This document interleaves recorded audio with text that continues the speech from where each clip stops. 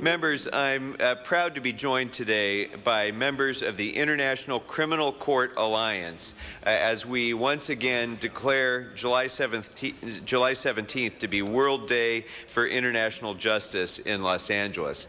This is a tradition that's been going on in this council for a number of years, led recently by now Mayor Eric Garcetti, who continues to serve on the Alliance's board, and I'm proud to carry the torch that's been handed to me by former Councilmember Garcetti.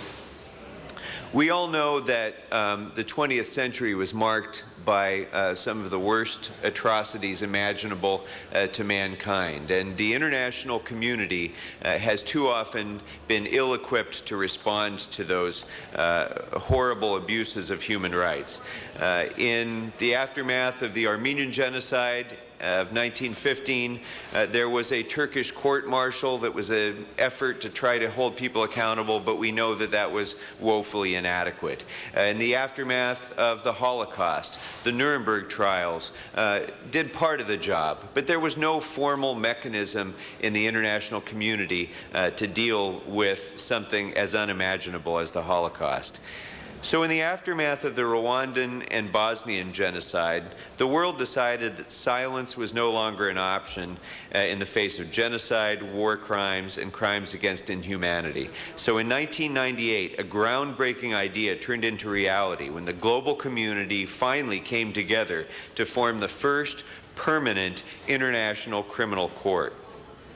The International Criminal Court was established to help end impunity for the perpetrators of the most serious crimes against humanity.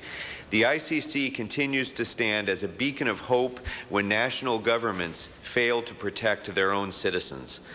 Since its establishment, the ICC has worked to protect civilians from grave crimes and increase their access to justice.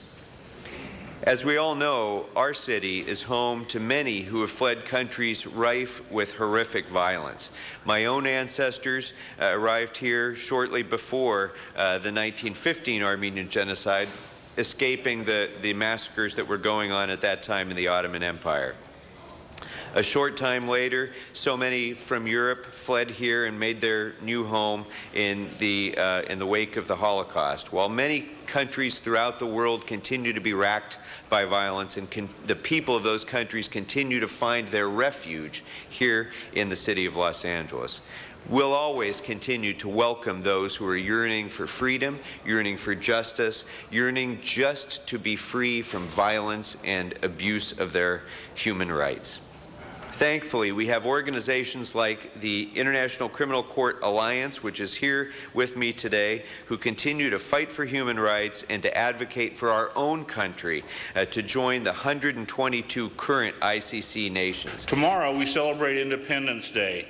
July 4th is the day the Second Continental Congress agreed to the terms of the Declaration of Independence, which listed grievances against British King George, that he acted as a tyrant, above the law, and did not grant the colonists the protections of laws.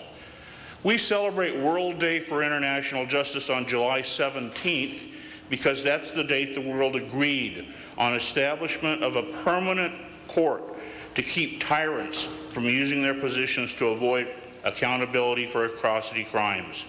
July 17, 1998 is the date representatives from 160 nations voted and agreed upon the text of the Rome Treaty creating the ICC.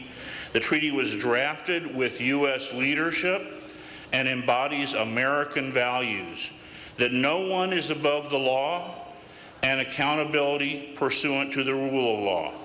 The creation of the ICC is the same type of giant leap forward for an end to impunity as our declaration was for an end to tyranny by a foreign monarch. We in the U.S. live in a nation governed by laws, but in many parts of the world, that's not the rule. People are subjected to horrible crimes, many times in mass situations systematically, including rape and use of child soldiers. These are problems that cry out for solutions and the International Criminal Court offers a chance for those solutions when no other national courts would act. It's important for people in the United States to show we support the International Criminal Court, and hopefully we can persuade our national government, our federal representatives, that it's worthwhile for the United States to be a party to the treaty. We thank you for your time.